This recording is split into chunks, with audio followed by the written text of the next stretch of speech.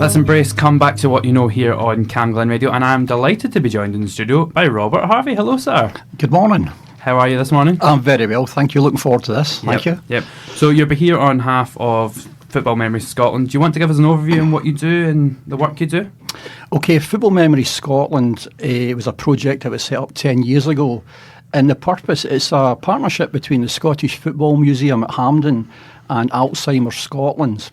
And the purpose is to use football imagery, photographs, memorabilia to help trigger memories at meetings. Usually in Rutherglen we have them in the Rutherglen Library, some care homes and Eastfield Centre. So it's using imagery to help unlock the memories that are in, that come out during these meetings. Yeah, that's very good. So those that didn't know, Robert, you played for Clyde in the 70s.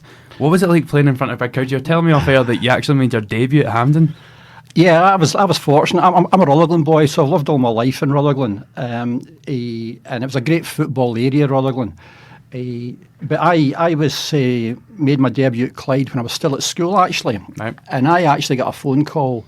This was 1973, New Year's Day at Hampden. And I actually got a call from the Clyde manager, Archie Robertson, who was a famous footballer with Clyde in the 1950s and in this area, saying that I was picked to play the following day at Queen's Park, which I did. And I was so fortunate that within 15, 20 minutes, I managed to score a goal. Oh, brilliant. So that was my first big memory of playing football. Wow. But yes, I did about maybe five seasons with Clyde. Brilliant. So how can people get involved with the project if they're sitting here listening to this going, look, I want to get involved, I want to help? So Football Memories Scotland is actually got roughly 200 groups across Scotland, from Aberdeen to Stranraer, from east to west, and it's all run by volunteers. If you would like to get involved, you can actually contact the office at Hampden, or you can drop an email to, if I give you this address, Ross, the address would be glasgow@footballmemoriescotland.co.uk, and from there, you would take it from there. The telephone number at Hampden is 0141 616 6147. And the officer will lead you in the right direction, so you can get trained to do this. There is training at Hampden to do the football memory sessions, and then you'd be more than welcome to come along and join any local meeting that we run, to sit down, see if it's for you, and then take it from there. Brilliant. Is it rewarding to see how far the project has came from a pilot in 2009? It started off, yes, it is, absolutely. Now, I've been involved about 2 years now, just over 2 years. And the reason I got involved was twofold, I suppose. First of all, my mum had dementia. And we, as a family, for 5 years, we lived through what dementia means to families and people. We get tremendous help from the health centre here in Rutherglen, and also particularly the staff at David Walker Gardens in Rutherglen. Just phenomenal support and help all along the way. It's a difficult thing for families to cope with, dementia. The second thing for me was I had just retired, and I was taking a walk down Rutherglen Main Street, and I seen a poster on the wall in the library in Rutherglen advertising a football memories meeting in the library. And I recognised the name of one of the people that was on the poster. So I was really curious to find out what is this all about. Mm-hmm. So anyway, I just went down, I joined the group. I was kind of taken aback by the group that was there, by how nice the people were, how they were able to help people trigger memories by using stories and the football photographs, which you have in front. And this is the ones that started the project. Yeah, so for those that can't see, right, but at my feet there is everything. There's old footballs, old football boots, magazines, the works. You've gone far too much for this, Robert. So from, as you asked the question about how it's progressed, it started off in one care home near Stirling. It was a gentleman called Michael White, who's a football historian, was doing a talk about local football there. But what he did notice was that a lot of the old gentlemen in the care home were regularly recognising 7, 8, 9 players of the photographs he had.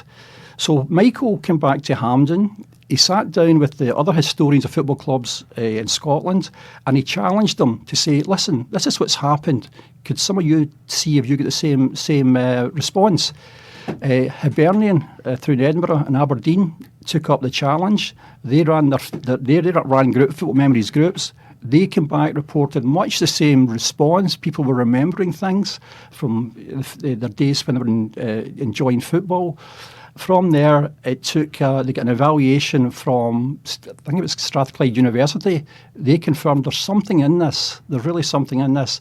And from that small idea, 10 years ago now actually, it's grown into 200 groups across the country, but not just Scotland. We had a gentleman across in November at Hampden at the convention from Brazil.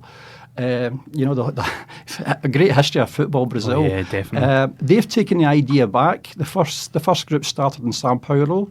There's also a group now started in the Netherlands, right, based on the model used here in Scotland. And there's also a gentleman, a doctor, and a professor come across from America, and he's taken the idea back to Connecticut. So they've started it there, but they use the imagery they use, the photos they use, is more baseball rather than football. Yep. So from small acorns, it has grown, and it's all down to a team effort, really, and the volunteers, the people who get involved. That's amazing. So I'll be honest, my first footballing memory was my late grandfather taking me to Smartn games, even though he was a Rangers fan. What is your earliest footballing memory? My earliest football memory? Yep. The first thing you can remember. That's a fantastic question. I remember playing football with my dad. That's what I remember. As I say, I was brought up in Rutherglen and then Fernhill. But the one that sticks in my memory is, believe it or not, was playing football with all my pals. My dad was there in the Cathkin Braes. All right. The Cathkin Braes is obviously a very is local. And I do remember in the summer holidays playing up there with a ball. We're all playing football. And at that time, families all joined in. So, a Sunday afternoon, for example, out in the streets or in the local park, you'd have uncles and brothers and next door neighbours and dads and sometimes granddads, and everyone played football. Brilliant. So the project have teamed up with Alzheimer's Scotland and Scottish Football Museum. How important is the need for things like this to help people struggling with such a terrible condition? I think anything you can give, we're under no illusions. Football Memories Scotland. This is no magic bullet. There's no cure for dementia. It's just not there yet. But what it does do, without doubt, it can help people have that hour or two of happiness. They can get back to a period where they might not remember what they had for breakfast this morning, whether they had coffee or tea, but they'll not forget the name of the centre forward of their favourite team or his favourite goal. Yeah. And you hear so many remarkable stories, but it's much more than that, actually. People say to me, this is quite a nice thing to do. It's much more than just a nice thing to do. It's when you see the reaction. Sometimes people will come along, they might have a wife or a grandkids or whoever, and they see this happening as well, and they become part of it. So they sometimes leave with new memories of what's happening as well. Yeah, it's all about spreading the word, isn't it? Yeah. So I'm going to press you for a prediction, right? Who's going to win the league and who's going to get relegated? Who's going to win the league?